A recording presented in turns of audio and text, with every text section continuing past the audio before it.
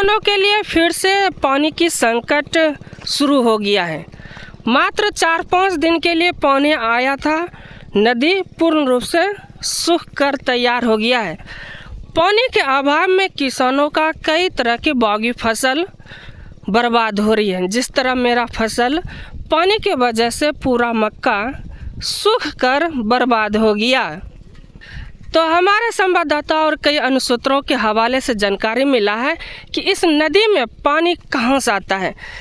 तो रतनी नाम करके एक जगह का नाम है, जहाँ से इस नदी का पहला मुख्य द्वार बनता है जल के लिए।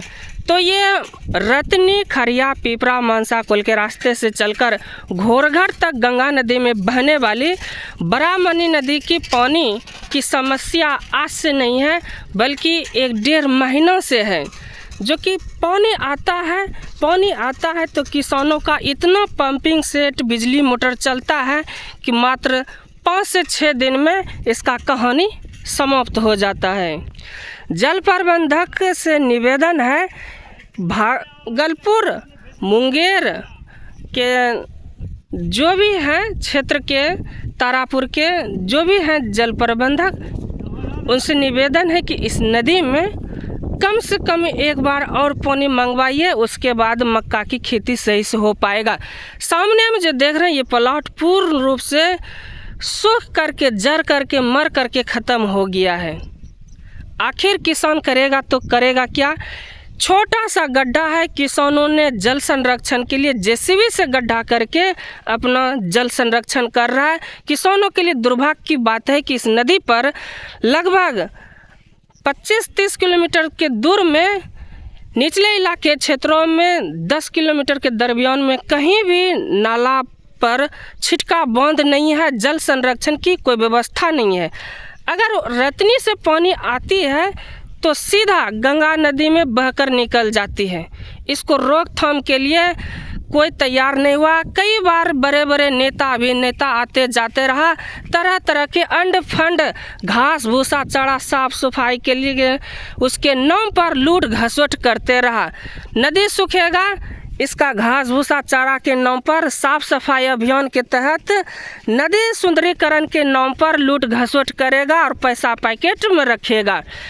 अगर वही चीज़ नदी संरक्षण और घास भूसा, साफ सफाई, सुंदरीकरण के तहत पैसा उठा करके नदी पर छिटका बनवा देगा, बांध बनवा देगा, तो इन नदी का हालात इस तरह का नहीं होगा। निचले इलाके क्षेत्र में लगभग 10-15 दिन पहले कुछ किसानों ने अपना जेसीबी से गड्ढा करके नदी पर बांध बनवाया था, लेकिन दुर्भाग्य की बात यह है कि नदी में इतना पानी आया, बहाव, कि उस बांध को भी लेकर चला गया घोरघट पुल के रास्ते से चलकर घोरघट के गंगा नदी में।